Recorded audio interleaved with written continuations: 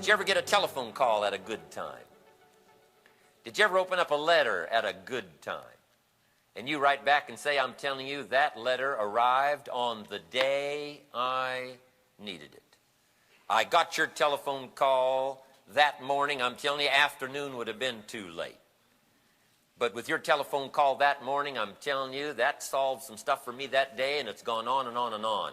A timely phone call, a timely letter, a timely seminar. I don't know where I've caught you here today.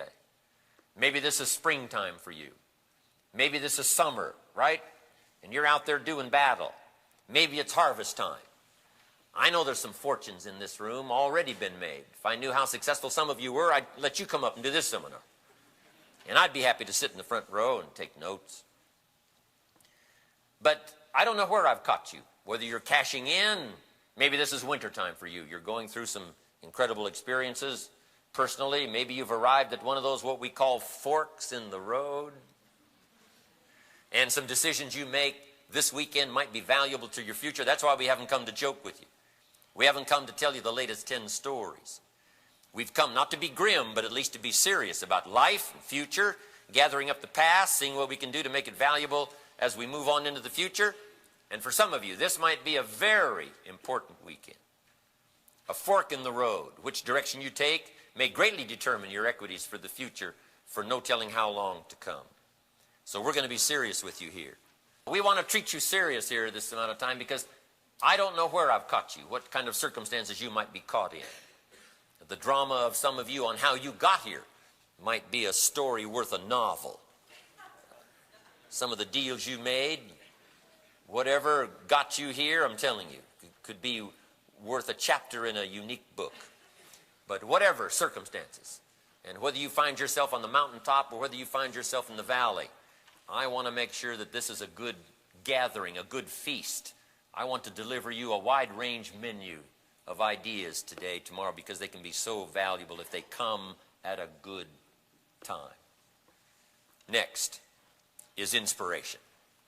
And I hope you find both here, ideas plus inspiration. I don't think I have to worry much about inspiration. Right? It was on the elevator when I came down this morning. When I went up to my room last night, plenty of inspiration. Last night, right out of control here. Inspiration, making the walls vibrate. I'm telling you, the ceiling must have raised, you know, a good foot already with all of you guys in here. With your inspiration, vitality, it's incredible. But we do need inspiration. Now, why some are inspired and some are not, who knows? I call that mysteries of the mind.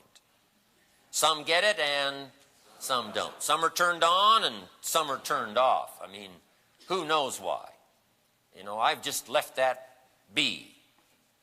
You know, I used to try to figure it out, but there's a lot of things you don't need to spend much time on. The sun comes up in the east. Somebody says, why is that? I wouldn't spend much time on that. I mean, there's some things you don't need to waste time on. Here's what I call it. One of those things. You know, it's just one of those things. You know, don't weary yourself with an in-depth study. One of those things. Some are inspired, some are not. Some get it, some don't. Some try, some don't. Some capture it, some could care less. And we don't know why that is. You know, it's just the way it is.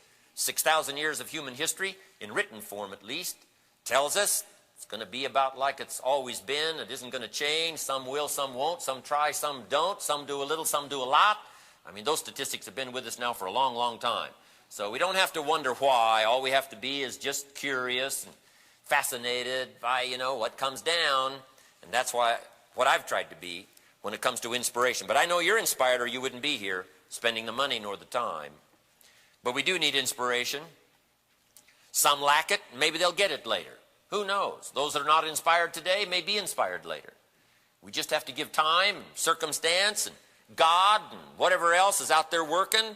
Let all of it work, however it's going to work. Key for us is to do our part. We try to inspire people. If they're not, we just got to move on to someone and see if we can't light a fire in someone else's heart and soul. If someone sees it, wonderful. If they don't see it, wonderful. Your own future is assured, whether they see it or don't see it. Just make this note. Plenty are going to see it to make you rich, so what do you care?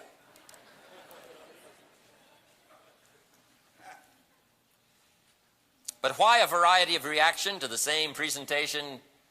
We called it mysteries. Interesting story. It says the day the Christian church was started. I'm an amateur on the Bible, but it's an interesting account. It says the day the Christian church was started, a magnificent sermon was preached. And if you're a student at all of good communication, I'm telling you, it was a classic presentation. Had all the proper elements in it. But the story goes on to say what was interesting about this presentation was, and it was given to a multitude. A lot of people heard it.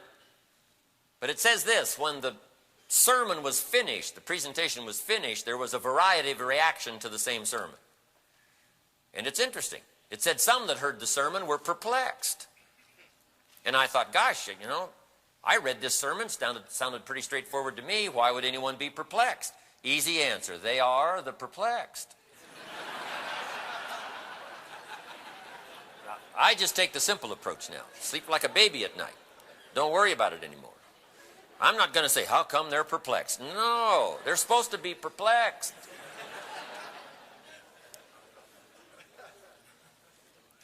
It said some that heard this sermon laughed and mocked, made fun of the speaker. I thought, this guy looked pretty sincere to me. Straightforward, truth best as he saw it. Why would anybody laugh at him and mock him? And the easy answer I came up with is they're the laughers and the mockers. What else would you expect? So I tried to change all that. Back in the early days, I used to say, liars shouldn't lie. I gave up all that. It's a waste of words. Liars should lie. They're supposed to lie. It's why we call them liars. They lie.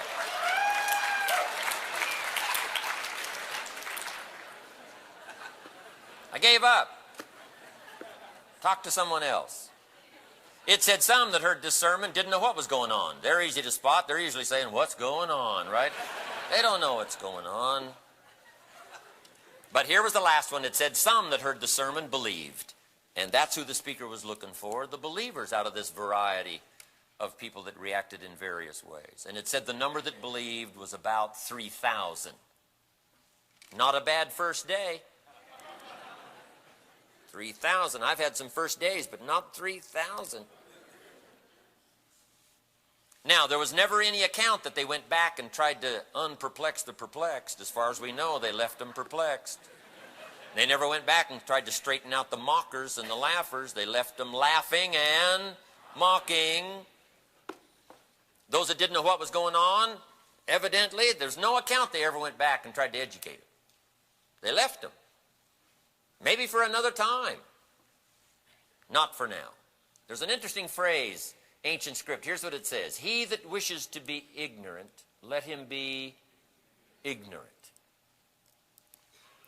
See, that took the monkey off my back. I sleep like a baby now. And then I shortened it to read, he that wishes to be ignorant, let him be. Why burden yourself? If somebody doesn't want to see it now, they just don't want to see it now. And maybe they're not supposed to see it now. There's an ancient story in the Bible that says, God sent the Midianites, who were mean and ugly, to capture the Israelites and teach them some lessons for a while. That was the scenario. God chose these mean, ugly Midianites to capture the Israelites and teach them some lessons for a while. Now, if that's happened, best you not try to rescue them prematurely.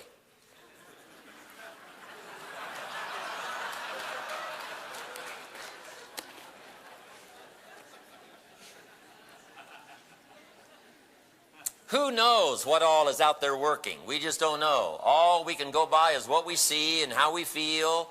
And we know that some that may not see it now will see it later. So here's the key. Jot this down. You cannot change people. They can change themselves, but you can't change them. Lord knows I used to try. I used to say, I'm going to make them successful if it kills me. I almost died. I'm telling you. You can't do that. So you can't change people, but people can change themselves. But here's what you can do. Give a splendid opportunity. Create a unique climate of words and spirit and heart and soul. That's what you can do. And you cannot do the rest. Only God, only circumstances, only other factors that you have absolutely no control over, those all have to work. And if they're not working, they're not working. If they do work, it's marvelous to watch. If it doesn't work, you've just got to be curious and move on. So, best advice I can give you. In leadership we learn, don't send your ducks to Eagle School.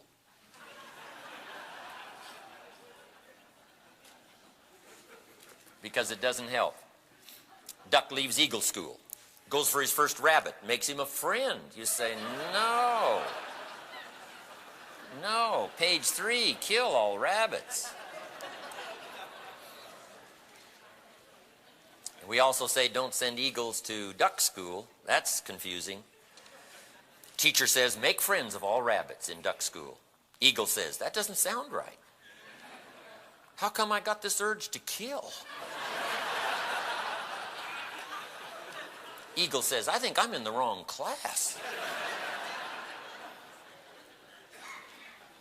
Here's what I want you to do. Let the mysteries of life, just let that be curious for you. Why it is, who knows? I don't know. All we know is the obvious. And here's what success is, a refined study of the obvious. It's obvious some do, some don't. It's obvious some don't do now but do later. It's obvious you can't change people, but people can change themselves. That's all obvious. The key is to work with it and not against it. Not hoping for something that can't be. Because if we hope too long for something that cannot be, or it cannot be now, I'm telling you, it eats away at the heart and soul, eats away at your psyche, or you start to doubt your own ability or your own skills. So, just temper, right? You can't win them all, someone said. Even Jesus, wandering around, putting his team together, one day said, I'll take you, and that was Judas. I mean, you can't win them all.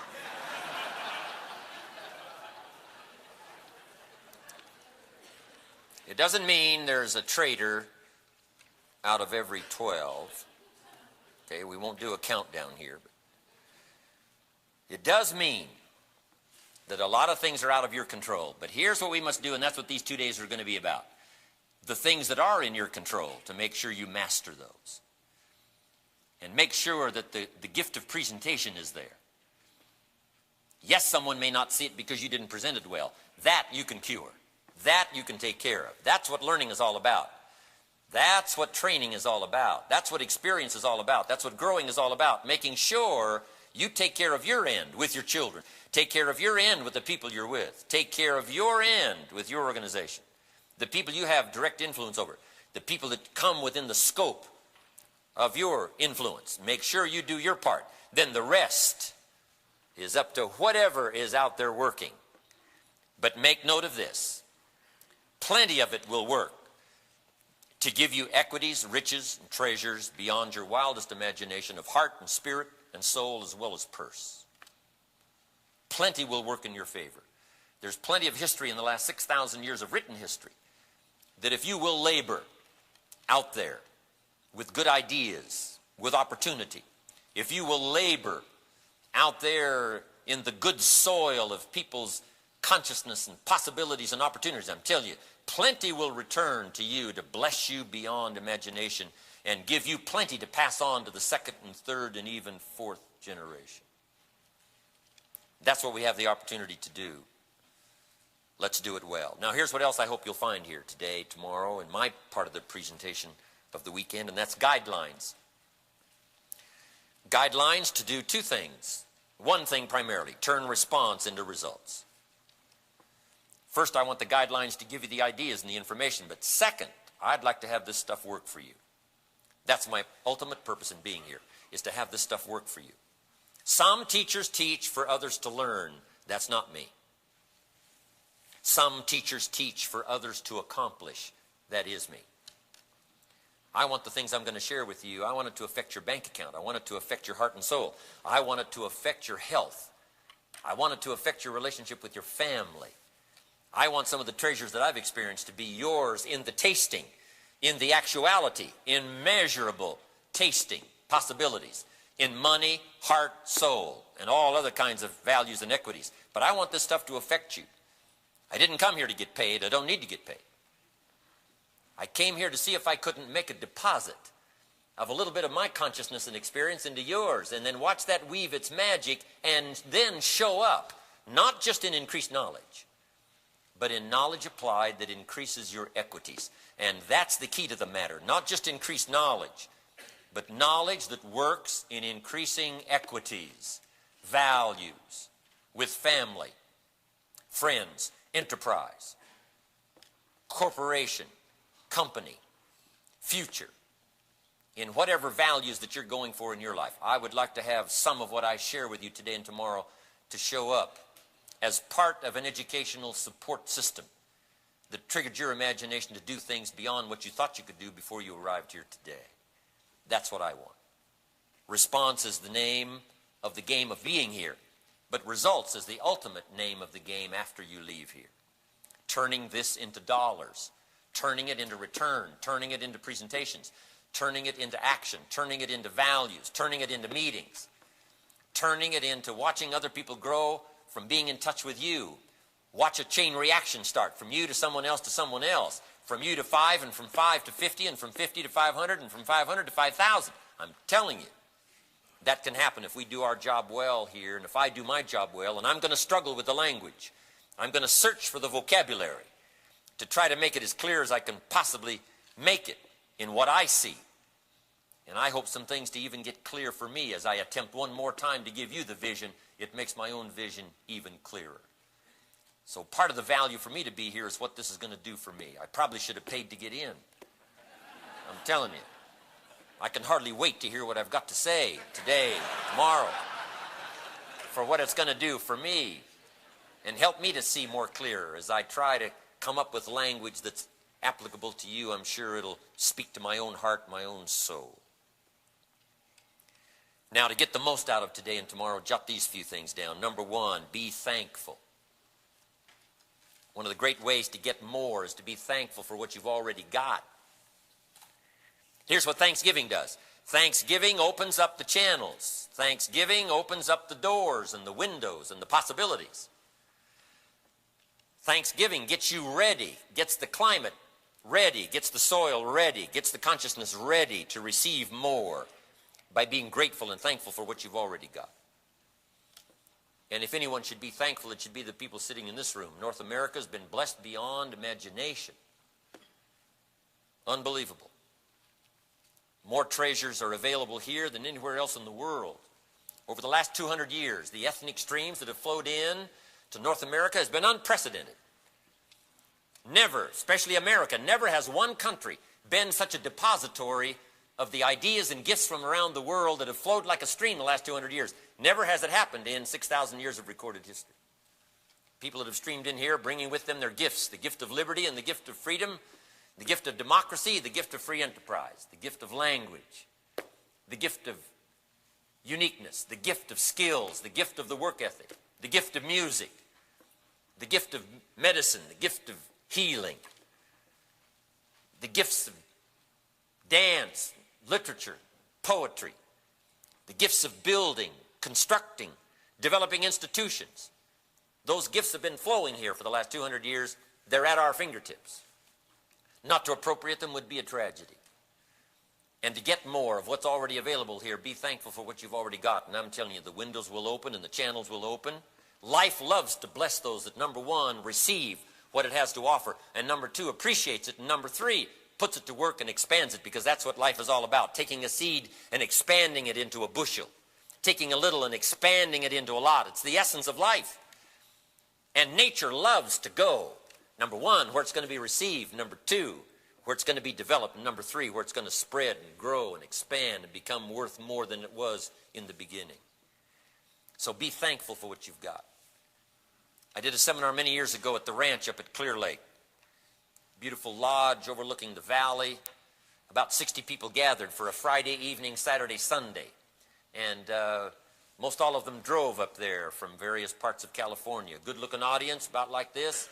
When I got there, most everybody had arrived. I couldn't believe the parking lot. Fancy cars all over the place. One Eldorado, or one Ferrari, and one Rolls Royce. I walked in. Here was this splendid-looking group, just like you. My opening remarks were, ladies and gentlemen, I think the rest of the world would find it strange that we have all come here this weekend to try to figure out how to do better. I think the rest of the world would find that unbelievable. Guy in his Rolls Royce saying, I got to get there and find out how to get another one of these Rolls Royces. The rest of the world would what? Shake their head and say, unbelievable. Only in America. So let us appreciate what we've got. Be thankful, whether it's a little or whether it's a lot, for your chance and opportunity to expand and grow is unlimited here.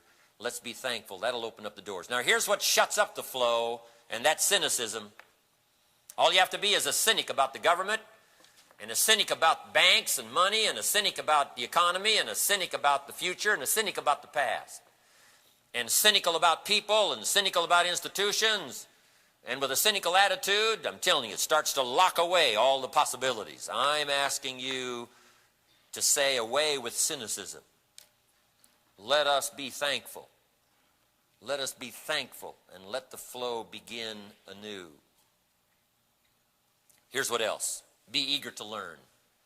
No matter how far along you are, and I know some of you are already a long ways along. Some of you have already locked in your future, and you have got substantial success already. Some of you have done extremely well. There's some heroes, lots of heroes in this room, I'm telling you. Hero already to your family for the changes you've made, for the stuff you've already done and accomplished. But be eager to learn even more. Because you never know when the next idea is going to explode what you've done already. Multiply it by 2, 3, 5, 10. So be eager to learn. We in the Millionaires Club invite a billionaire once in a while. Come talk to us. And he says, well, you guys are doing okay, but come on. No telling what you could do if you got your act together. So, no matter how far along you are, still be eager. Keep a fresh mind, like you did when you were a child, with curiosity, wanting to know how it all works and how it can work better, and how you can even take what you've got and start another chain reaction of opportunity, touching other people's lives, watching it grow beyond what you thought you could. Next, hear what I ask you to do this, and that's to argue later with all my stuff. I wish we had time to argue it all out today and tomorrow. But time is just insufficient to do that. Some of the things I'm going to raise, both today and tomorrow, are going to be up for debate. I understand that. But here's my ultimate goal, especially today and tomorrow live. Here it is, to provoke thought. That's all I want to do is provoke thought. I haven't got all the answers. I got a few that I've used that have transformed my life, but I certainly haven't got them all. I got some. But what I would like to do is, with those bits and pieces of my own experience, I would like to provoke your own thought. And whether you agree or disagree is not important to me. But if I can stir your mental facilities, if I can create the climate, if I can provoke you to ponder some things I'm going to cover today and tomorrow, I'm telling you, that's all I ask for. Because the miracle of ideas lies within. Once you're stimulated, you'll come up with all kinds of ways and means to implement it, so that it works in your family, so that it works in your business, works in your organization, works in your meeting, shows up in your invitation, shows up in your training, shows up in your ability to inspire people, lift them beyond where they thought they could be. That's what I want to have happen here. Thought-provoking moments to where we have a mental stir, right? I haven't got all the answers. I'm going to do the best to give you the best pieces I've got of my own experience.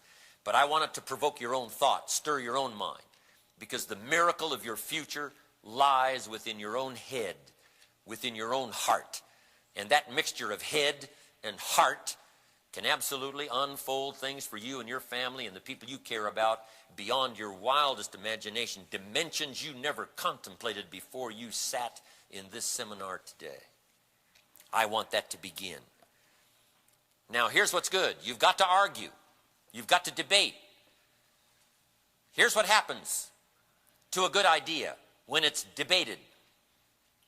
It grows, it refines. Sometimes it becomes spectacular. When the founding fathers of this country put together, number one, the Declaration of Independence, it took a lot of debate to finally craft the words that broke us away from the mother country to set sail on a brand new course, never set sail before. It took a lot of discussion to put together the Constitution.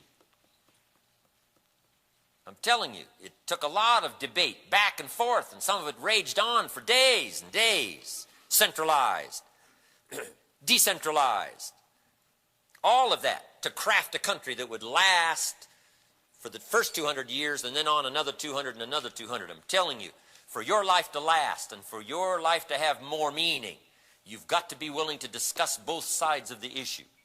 Don't be afraid of a good debate. That's why we've got two parties in Congress, to debate major political issues.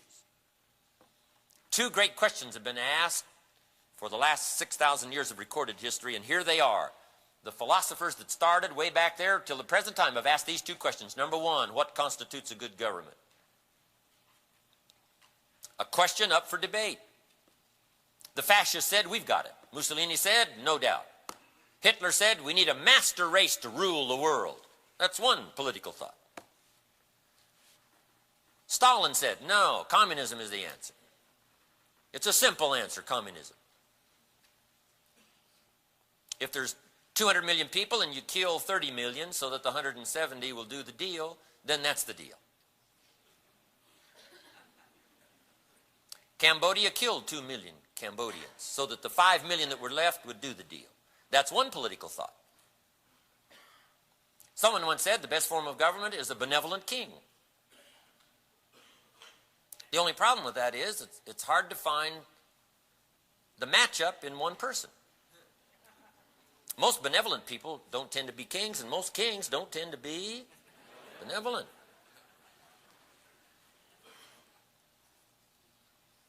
But we came along with an idea, born by the Declaration of Independence in America, that said all men are created equal and are endowed by their Creator with certain inalienable rights.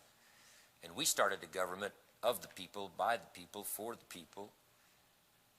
And we say, we've got the best form. It's a little messy. Churchill said, you know, democracy is a little messy. But compared to any other form of government, it is the best that's ever been devised so far. And I'm sure we can all give our voice to that, how true that is. But the political question has been, what constitutes a good government? Now here's the next question the philosophers have been wrestling with for the last 6,000 years, and that is, what constitutes a good life? Human life, as we find ourselves on this spinning planet hurtling through space, and we've got a piece of time to craft and weave something unique. What would make a good life? What would be a good society to live in? What would be a good government? And what would be a good life? I'm asking us to debate those issues. Here's what we've got to do in the next 5 years. We've got to be ready to debate the major political, life, business, social issues of the day. So here's what's going to be valuable after this session is over. Get together with someone and talk these things over. Discuss it. Is it or isn't it? Is it applicable? Isn't it applicable? Is Jim Rohn on track here, or is he way off track here? That's what's so valuable about sessions like this, is to get together later and go back over this stuff. I'm telling you, you'll get 10 times more value out of it if you go back, discuss it, debate it, chew on it, push it back and forth. Is it or isn't it? Then here's the last one. If that can't occur as often as you want it to, learn to debate with yourself. You're bright enough to do that. Take both sides of the issue. Jump over on one side and say, this is it. Jump over on the other side and say, no, if that was it, I'm telling you, things wouldn't last very long. You say, well, yes, I never thought about that. See, that's what debate is all about. You've got to learn to create that contest in your own mind. Is it or isn't it? Is it valuable or isn't it valuable? Should I bet money and time on it, or should I reserve it for another time? That's so valuable after this is over. It's not just important that you take good notes, but that you take these notes and go and chew on them until they become sustaining life as you examine it with your own mind, because everybody here is bright enough to take an idea and look at both sides from top to bottom, is it or isn't it, and order your own life. That's vitally important, because here's what's important. It's important that what you do becomes the product of your own conclusion. I can't give you a better phrase to start this seminar with. Make sure what you do is the product of your own conclusion. I'm going to give you some stuff to ponder, but then I'm going to ask you to come to your own conclusions. I'm going to give you a piece of my experience to chew on. My point of view, seeing it from where I am. But I can't see it from every side. I can only see it from the side I'm on. So I'm asking you to take a look at it from my side, take some notes as my language struggles best I can to help you see it from my side, but then I'm asking you to go and then work this stuff out for yourself. Make sure what you do is the product of your own conclusion. Be no one's servant. Only give yourself orders. Do not be a follower. You'll be happy to know we have not come here seeking disciples. We have no movement for you to join. We're just here to discuss good ideas. So don't be a follower, but be a student. Be a comprehensive student. It's fine to be a mother, but here's what you've got to be the rest of this century getting ready for the next one. You've got to be a student mother. Yes, it's good to be a father, but you've got to be a student father. For a father to be able to cope with both family and enterprise, I'm telling you, for the future is going to demand every skill he's got. Be in enterprise, yes, but be a student of the enterprise.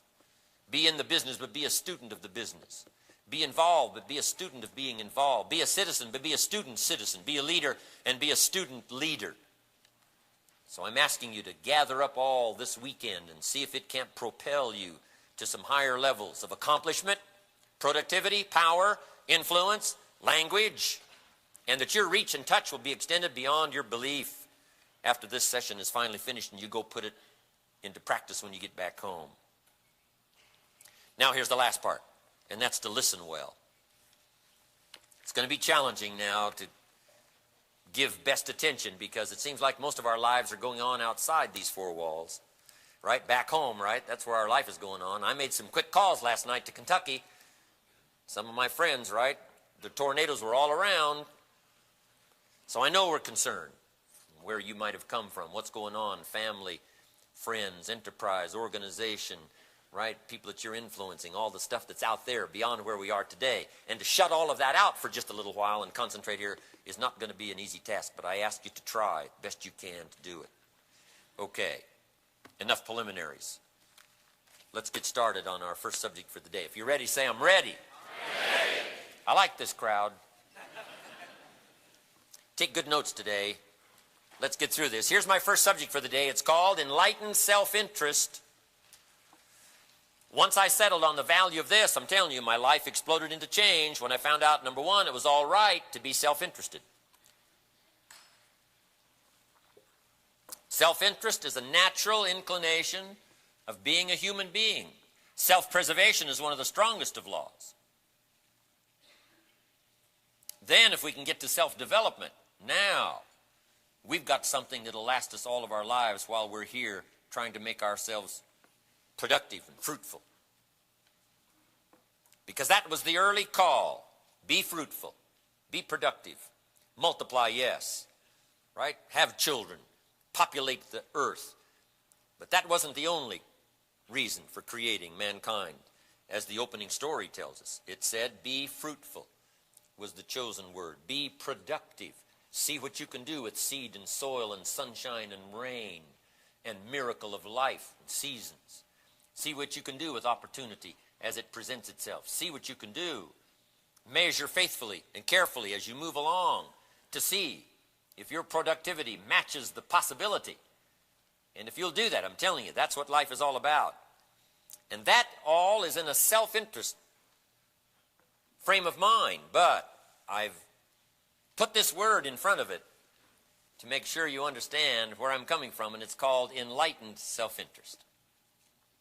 Now, here's what's exciting about enlightened self-interest. Make this note. Everybody wins. If you can engage in life to the point where everyone wins, wouldn't that be a colossal way to live? Wouldn't that be exciting to wake up every morning and say, the things I'm going to do, if I get good response and productivity comes from it, everybody's going to win. And I want to show you how to do that. It's called enlightened self-interest. Now, let me give you some of these success equations that help portray enlightened self-interest. Here's the first one. Interestingly enough, these come from the Bible. I'm an amateur on the Bible, but great source of ideas, inspiration, stories, success equations, poetry and history, and, a collection of stuff unmatched in any one collection of works. Here's what it says. He that wishes to be the greatest. Probably one of the most emphatic self-interest statements ever made. He that wishes to be great. And I'm sure the implication here was a wide range of greatness. Great wealth, great power, great influence, great respect. He that wishes to be great in all of these areas. And if someone says, yes, I wish to be great in all these areas, have great wealth and great respect and great productivity and great influence, long list of attributes of greatness. And if you said, yes, I wish to be, we would certainly call that a self-interest statement. But here's how to do it in an enlightened way. Here's the rest of the equation. It says, he that wishes to be the greatest, let him serve the many. And I've shortened it to read like this, in my own unusual brilliance. I've shortened it to read like this. Service to many leads to greatness. Service to many can lead to great wealth. Service to many leads to great respect. Service to many leads to great satisfaction. Service to many leads to great self-esteem. Service to many leads to great acclamation. Service to many. Now, in an enlightened way, if you serve yourself, wishing to be great in all those areas, and you do it by serving the many, here's what's exciting. Everybody wins. I'm asking you to ponder that as you leave here after this mastermind weekend is over and say, how can I expand by skill and by language and by discipline every piece of my life in serving others with value? And if I will do that, I don't have to worry about the return. John Kennedy said, and when I use this illustration around the world, I'm telling you, no matter what country I go to, when I use this illustration, people already know what I'm about to say. John Kennedy said in his inaugural speech, and whether I'm in Tokyo or Germany or Paris or Portugal or South America, I'm telling you, they know what's coming. They anticipate it already. It is amazing the impact John Kennedy had. You know, I didn't agree all that much with his politics, but I did have to agree. He was magnetic. He had incredible charisma. And some of his words and language ring in our ears and heart and soul till this day. Here's what John Kennedy said in his inaugural. Ask not. I wish that was the current political philosophy.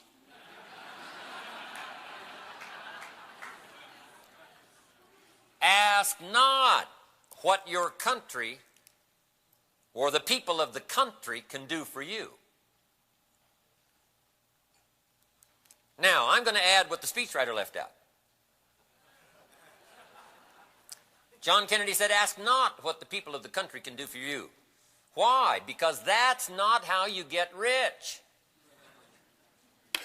That's not how you get plaques on the wall and trophies on your mantle.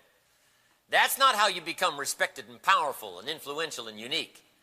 That's not how you have great recognition. That's not how you have great satisfaction and unlimited self-esteem. That's not how you get it, asking what the country can do for you. But then he gave the magic and said what? Ask what you can do for your country. Why ask what you can do for your country, for the people of the country? Because that's how you get rich. That's how you can become famous. That's how you can get the plaques on the wall and trophies on the mantle. That's how you can have great self-satisfaction, treasures of heart and soul, equities beyond belief. That's how you can become a person of greatness, asking what you can do for the people. Here's all you have to do to be great. Render great service. It's easy to be rich. Render riches in service. It's easy to be wealthy, and it's called render a wealth of service. And here's what's exciting about rendering service. It comes back multiplied. Some of you are going to experience that. Some of you only been around here a short period of time. You say, well, I just got started. Hey, take heart. It doesn't take much of a start to start planting ideas in someone else's head, and I'm telling you, the return can be awesome. The return can multiply so quickly you can't believe it. He that wishes to be great in income, treasures, riches of mind, soul, heart, and purse, let him find a way to serve the many. Service to many leads to greatness. Now somebody says, well, I can't worry about other people. About the best I can do is worry about myself. I can't be worried about other people's problems. I got enough problems of my own. Well, if that is your attitude and that's your philosophy, then you'll always have those problems. They will never go away. Key phrase. Self-protection leads to mediocrity. Self-service leads to fortune. Self-investment leads to fortune.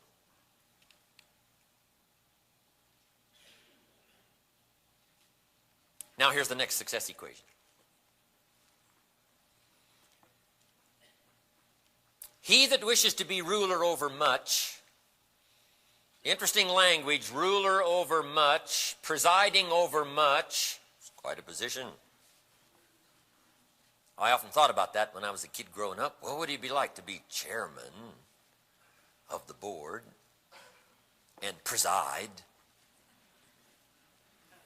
And it says here, if you wish to preside over much, whether it's enterprise, or much family, or much corporation, or much productivity, or much value, if you wish to preside over much, that would be a self-interest statement. If you said it, I wish to preside, I wish to be the leader, I wish to preside over much, great wealth, whatever. It says here's the answer to do it in a way so that everybody wins. It says, be disciplined when the amounts are small.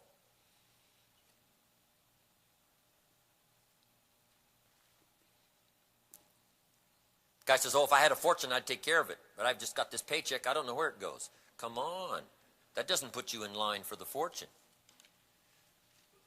Have you ever heard that expression? I don't know where it all goes. Oh, we'd love to have you run the company. You don't know where it all goes. Did you ever hear that? It just gets away from me. Oh, we'd love to have you run the world. It just gets away from you? No. Here's the key. Be disciplined when the amounts are small. Here's what gets you ready for the more complicated disciplines of real treasure, enterprise, family, future. And that's to be faithful when the small ones come your way. Be faithful over the small disciplines. Then you can handle the major disciplines. The man strides out of his house to go straighten out the corporation, has not yet straightened out his garage. Come on, you got to start with your garage. It says, should we let a man rule the city that can't rule himself? And the answer is no. Well, I guess we do sometimes. Here's the answer. We shouldn't. You've got to be able to rule your own spirit. You've got to be able to rule your own appetite. You've got to be able to rule yourself. Then we will let you preside over a few more and then a few more. And as you qualify by mastering the smaller disciplines like self, like health, then we will let you preside over the many in productivity.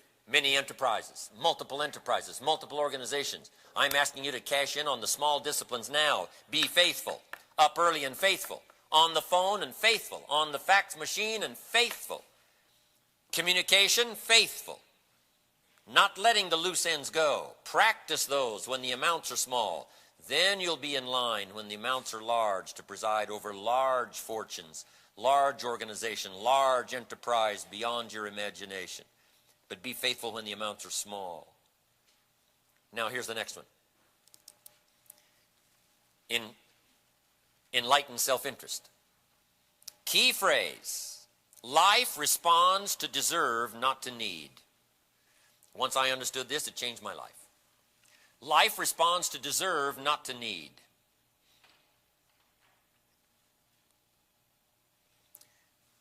The great law of the universe does not say, if you need, you will reap. No, that's not how it reads. It says what? If you plant, you will reap. Someone says, well, I really need to reap. Then you really need to plant. So make this note. Reaping is reserved for the planters.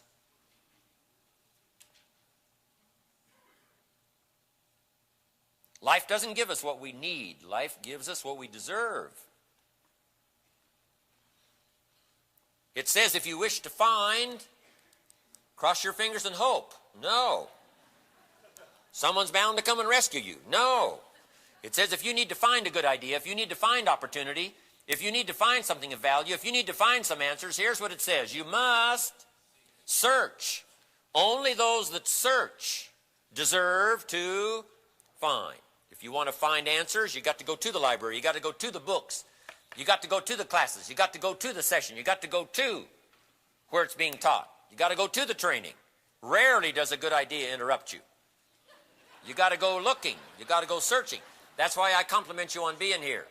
Leaving your family and your enterprise for a while, getting on an airplane, flying in here, spending this kind of money and this kind of time in a search. You deserve to find. By searching this diligent and this hard, you deserve to find. And I'm part of that piece of the miracle. To give you a piece of my experience in my life, because you have searched so hard, I'm telling you, I want you to find. And I'm going to do my part. You've done your part. No telling what will come from it. Next. It says, if you wish to receive, nothing wrong with wishing to receive. We would call that a statement of self-interest. I wish to receive. It says no problem with wishing to receive, but you must do it in an enlightened way so that everybody wins. Here's what it says. You must give in order to receive.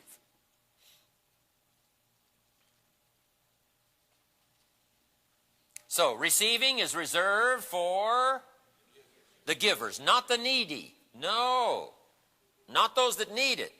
Receiving is reserved for those that first become givers. Once you learn these laws, I'm telling you, it's explosive. If you give, well, it's gone. No, no. That's not what it says. It isn't gone. If you give what? It's invested. And what do you expect from an investment? A return. The same amount? The answer is no. Multiplied. Now here's the colossal part of this enlightened self-interest little message before we get on to something else. There's even a script that says this in ancient words. It says, it's much better to give than it is to receive. Now, I'm telling you with shallow thinking, this doesn't make sense. Why would it be better to give than it would be to receive? And here's why. Giving starts the receiving process. Once you understand that, now you can act immensely in your own self-interest. But everybody wins. Wow. Once I understood this, it was colossal. Next. Life operates by deserve, not by need. Ancient script says this. God says, if you move toward me, I'll move toward you. See, that's the law of the universe. Now, it could read like this. God says, you don't move, I don't move. You say, well, that's arbitrary. Well, when you're God, you can set it up that way.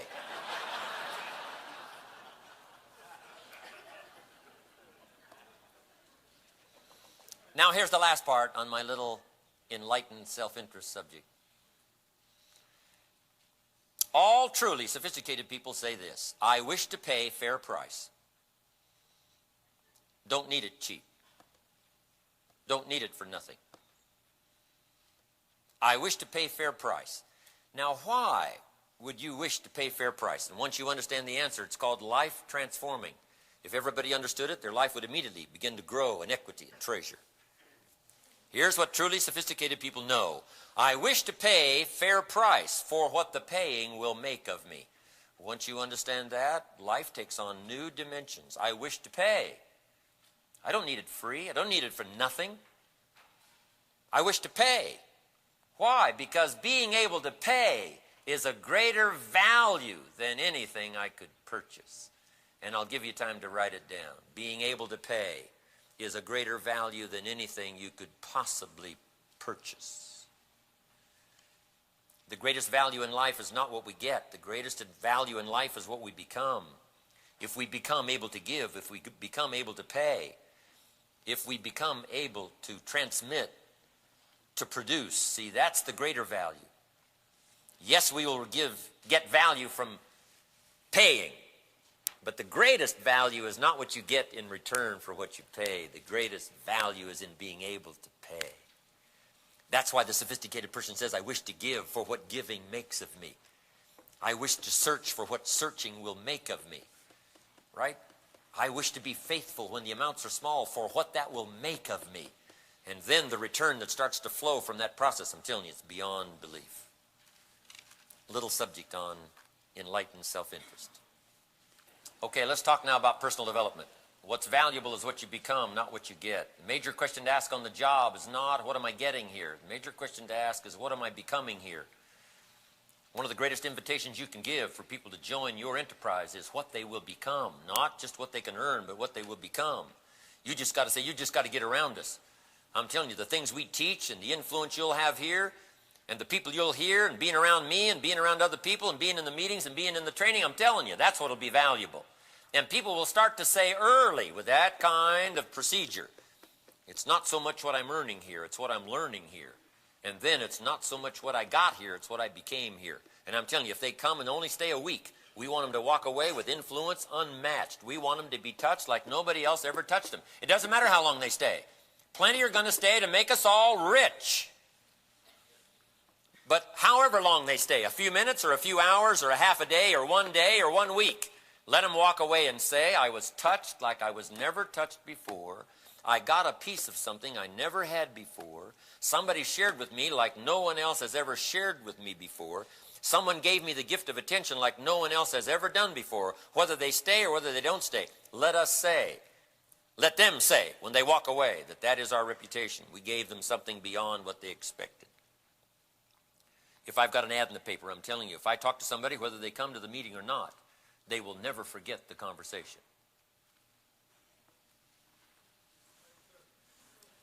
And I only need about 10 minutes. If I can get somebody on the phone for 10 minutes, whether they come to the meeting or not, doesn't matter. I will give them something to ponder for the rest of their lives.